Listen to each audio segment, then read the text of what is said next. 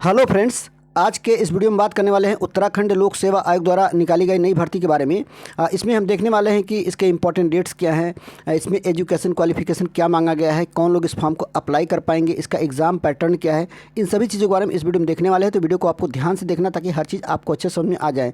आपके बहुत सारे क्वेरीज थे तो वो भी इसमें उसका जवाब भी मिल जाएगा, तो वीडियो को आपको ध्यान से देखना है। तो चलिए फ्रेंड्स, डिस्कशन को स्टार्ट करते हैं। सबसे पहले इंपॉर्टेंट डेट्स देख लेते हैं। यहाँ पर ये नोटिफिकेशन आज ही आया है, यानी 7 फरवरी 2024 को, और इसका फॉर्म भरना जो आज से ही शुरू हो गया है।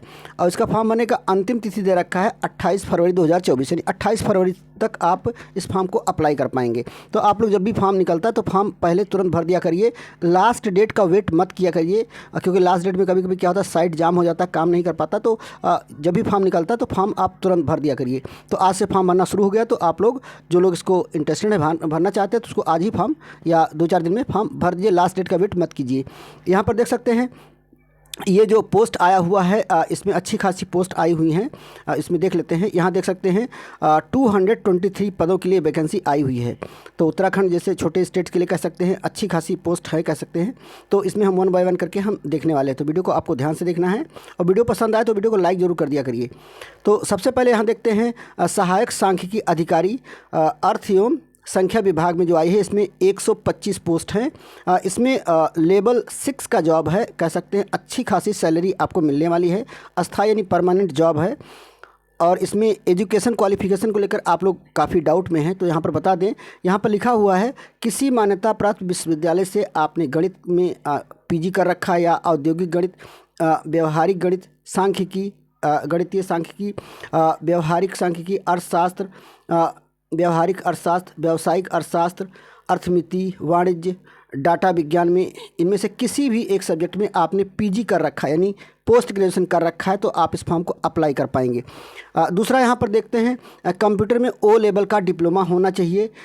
ओ लेवल का कर रखा है तो ठीक है, अगर नहीं ओ लेवल का रखा है तो किसी भी मान्यता प्राप्त विश्वविद्यालय से या किसी कंप्यूटर संस्था से आपने कम से कम 1 साल का जो है डिप्लोमा कर रखा है, तो भी आप इस फॉर्म को अप्लाई कर पाएंगे। यानी अगर आपने ओ लेवल कर रखा है या ओ लेवल का नहीं भी कर रखा है, तो 1 साल का कोई डिप्लोमा कर रखा है इनमें से जो दे रखा है इन संस्थाओं से, तो भी आप इसके लिए एलिजिबल हैं। तो 2 कंडीशन है। पहला, आप ये जो दिया गया सब्जेक्ट है इनमें से किसी एक सब्जेक्ट से आपने पीजी कर रखा हो, और साथ ही साथ ओ लेवल या ओ लेवल के बराबर यानी 1 साल का कोई डिप्लोमा कर रखा है किसी भी संस्था से जो इसमें दिया है, तो तब आप इस फॉर्म को अप्लाई कर पाएंगे। यहाँ अधिमान्य अनिवार्यता का मतलब होता है ये, अगर आपने कर रखा है तो ठीक है, नहीं कर रखा तो भी कोई बात नहीं, अभी तभी फॉर्म अप्लाई करेंगे। आगे देखिए, यहाँ पर आयु सीमा की बात है, तो इसमें कम से कम आपकी एज 21 साल होना चाहिए और मैक्सिमम 42 ईयर्स, यानी 21 साल से 42 साल तक के कैंडिडेट्स इस फॉर्म को अप्लाई कर पाएंगे। दूसरा जो पोस्ट आया हुआ है सहायक सांख्यिकी अधिकारी सूक्ष्म लघु एवं मध्यम उद्यम विभाग जो है, इसमें 22 पोस्ट है टोटल। ये भी लेवल 6 का जॉब है, कह सकते हैं अच्छी पोस्ट है, अस्थाई परमानेंट जॉब है।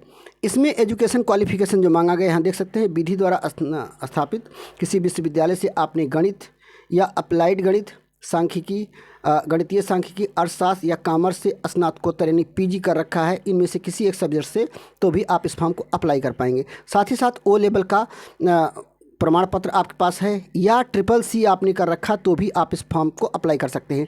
CCC बहुत से कैंडिडेट्स कर चुके होंगे, तो वो भी अप्लाई कर सकते हैं, ये सिंपल कर सकते हैं।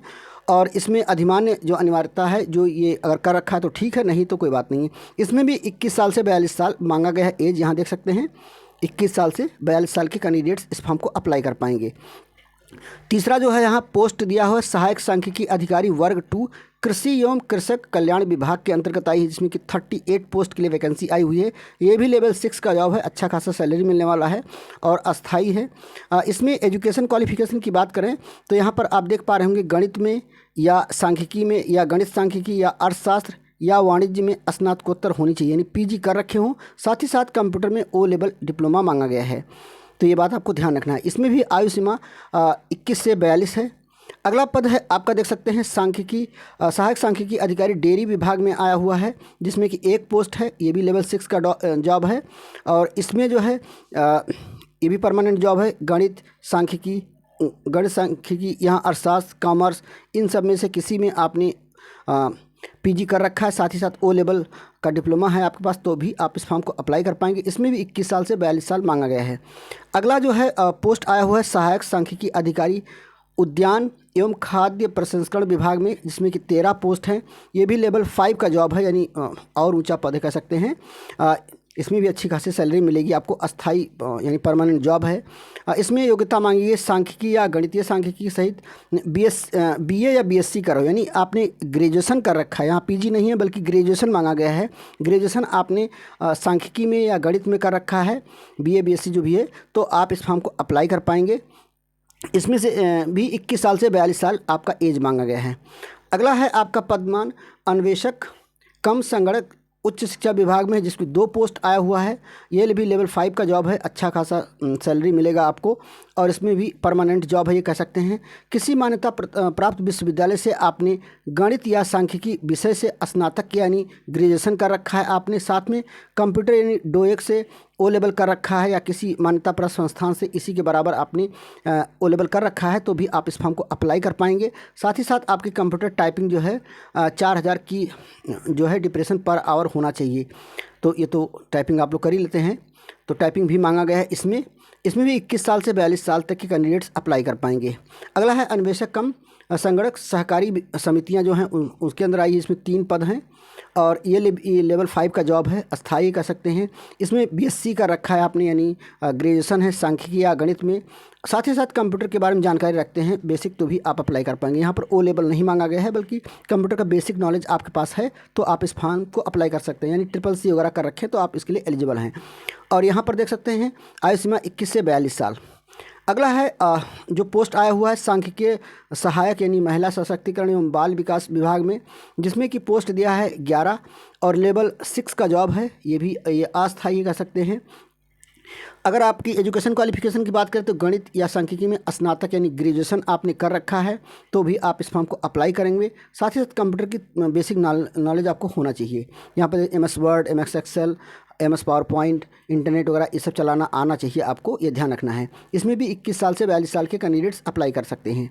अगला है अन्वेषक संगणक महिला सशक्तिकरण बाल विभाग में, इसमें 8 पोस्ट के लिए वैकेंसी आई हुई है। लेवल 4 का जॉब है, यानी ये सबसे अच्छा कह सकते हैं जॉब है। इसमें अच्छी खासी सैलरी मिलेगी, अस्थायी पोस्ट हैं समूह के अंतर्गत। और इसमें भी एजुकेशन क्वालिफिकेशन की बात करें गणित में या सांख्यिकी में स्नातक होना चाहिए, यानी आपने ग्रेजुएशन कर रखा है, तो भी आप इस फॉर्म को अप्लाई करेंगे। साथ ही साथ कंप्यूटर का बेसिक नॉलेज पूछा गया है, यहाँ पर ओ लेवल नहीं है बल्कि बेसिक नॉलेज पूछा गया है, जिसमें कि MS word, MS Excel, MS PowerPoint, इन सब के बारे में जानकारी होनी चाहिए आपको। और यहाँ पर देख सकते हैं आयु सीमा 21 से 42 साल के कैंडिडेट्स अप्लाई कर सकते हैं।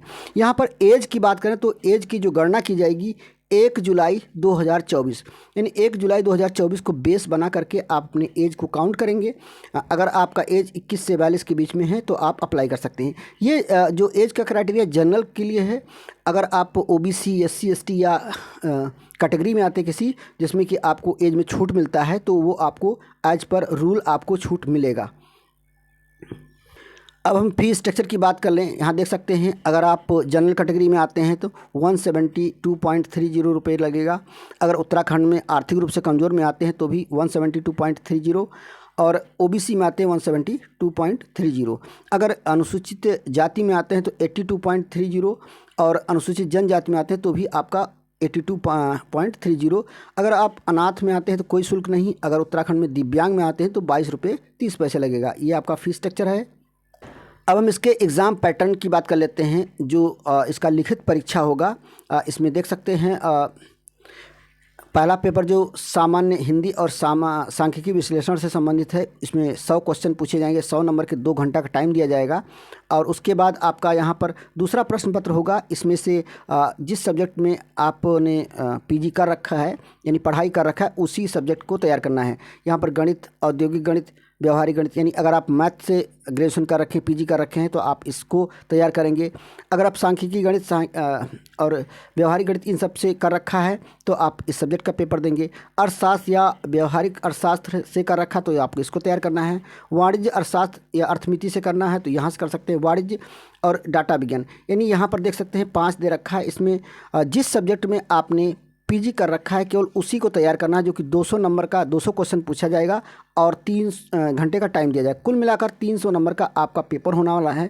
तो आप में से बहुत से कैंडिडेट कन्फ्यूज होंगे कि ये सभी कुछ पढ़ना है, तो सभी कुछ नहीं पढ़ना है, बाकी जिस सब्जेक्ट से आपने पीजी कर रखा है, जिस सब्जेक्ट से आप अप्लाई कर रहे हैं, उसी सब्जेक्ट को तैयार करना है। यहाँ पर पीछे सिलेबस पूरा दिया हुआ है।